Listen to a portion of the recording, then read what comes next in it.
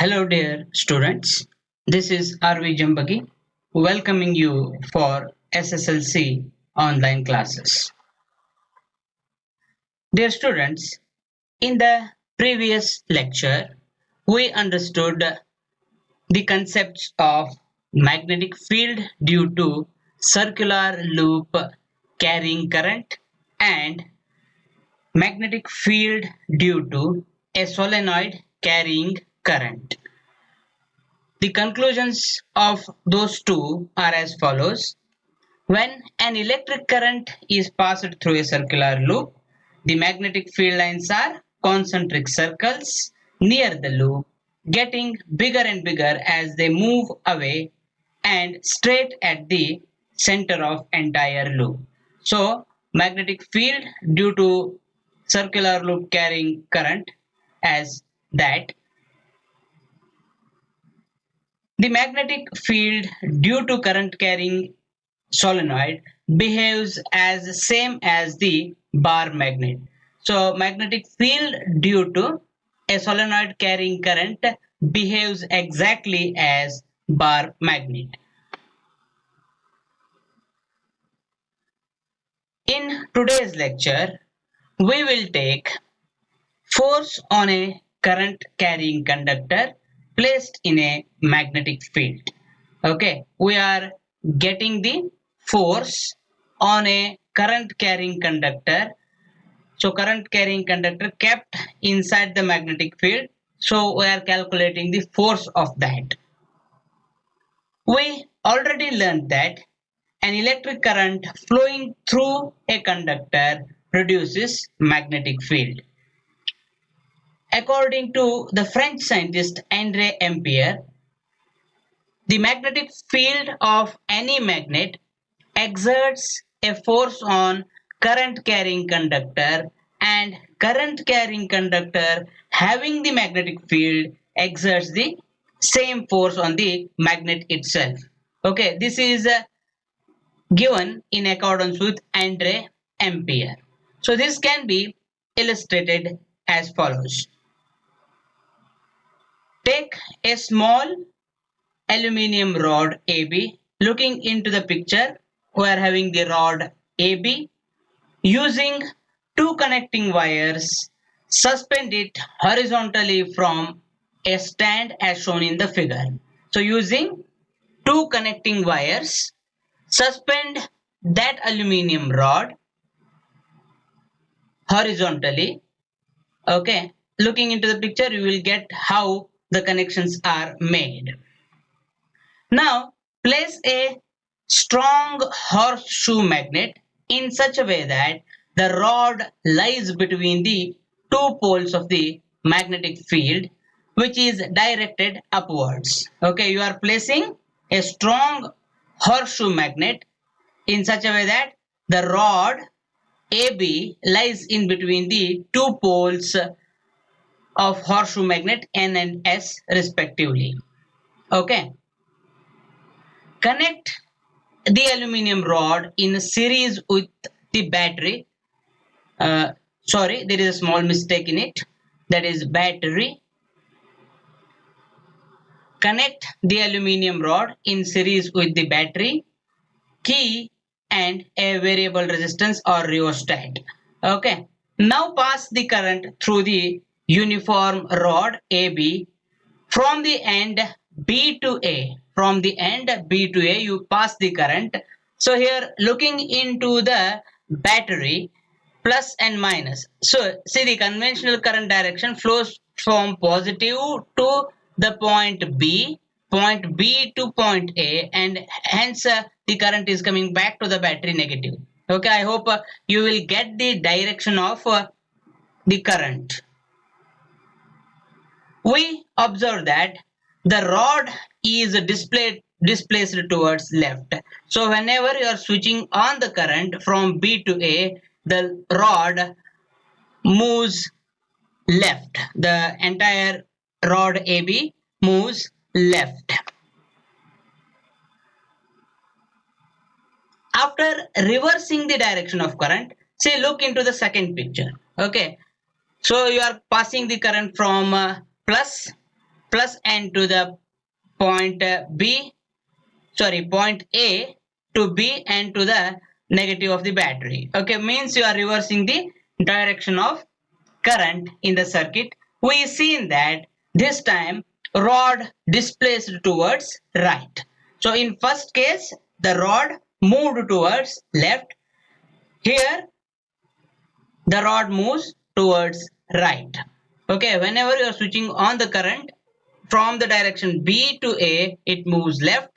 So when you reverse the current, that is from A to B, the rod move towards right. The displacement of rod on either side suggests that a force is exerted on the current carrying aluminium rod when it is placed inside the magnetic field. When a current carrying aluminium rod placed inside the magnetic field, the displacement of the rod on either side takes place. Okay, the displacement from left to right. In first case that is left, in the second case that is right. It also suggests that when the direction of flow of current reverses, the direction of force is also reverses. You can conclude here that whenever you are changing the current direction, the force also changes its direction. Now what to do? Now change in the direction of magnetic field vertically downwards. So looking into the figure, now what to do? Change the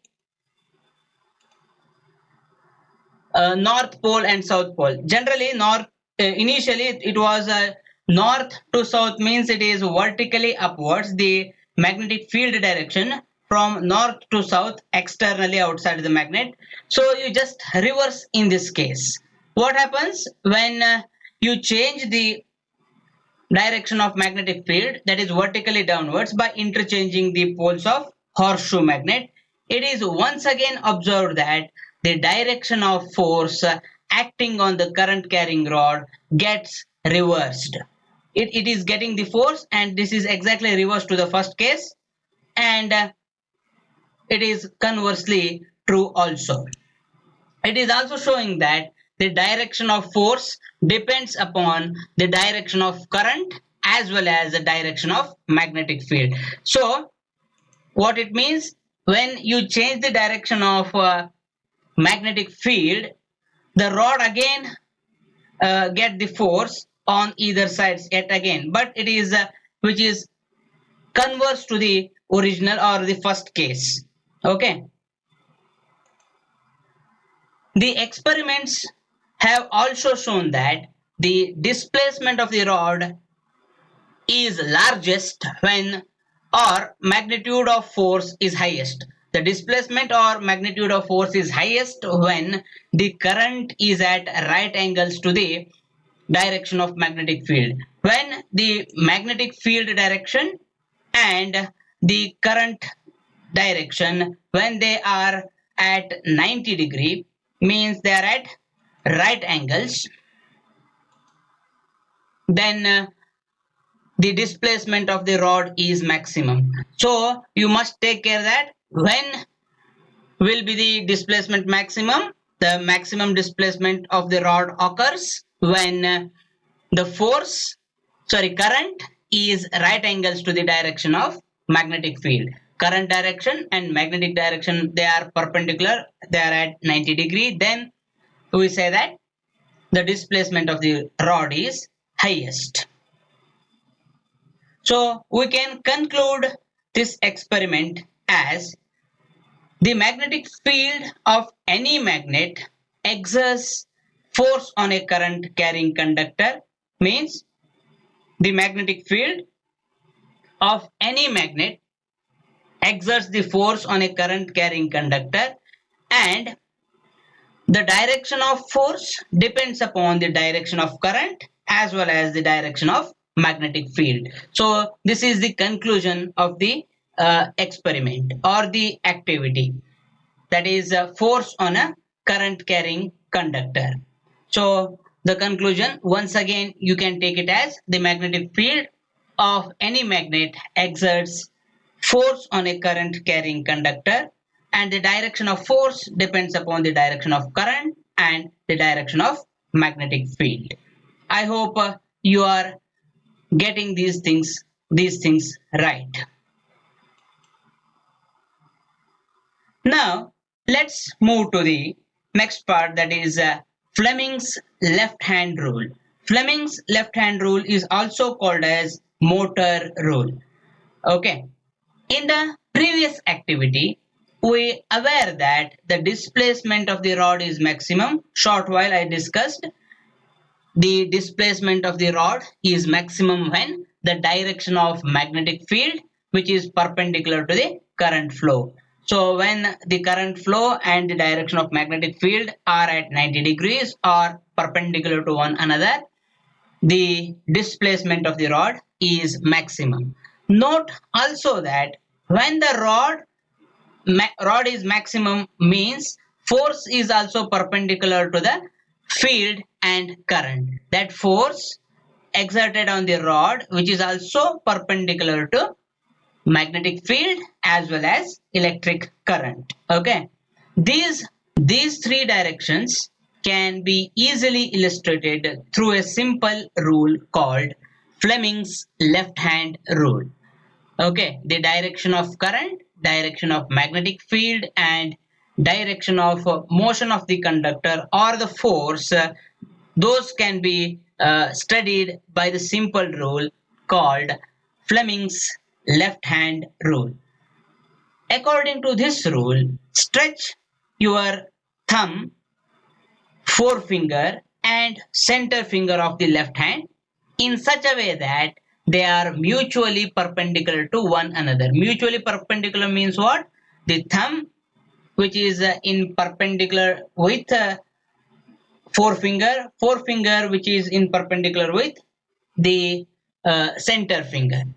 So if you do like that, the forefinger shows the direction of magnetic field, the center finger shows the direction of flow of current in the conductor, and the thumb points out the direction of motion of the conductor. Okay, forefinger shows the direction of magnetic field, the center finger or middle finger shows the direction of flow of current in the conductor. Make me pardon, I missed the current in this case.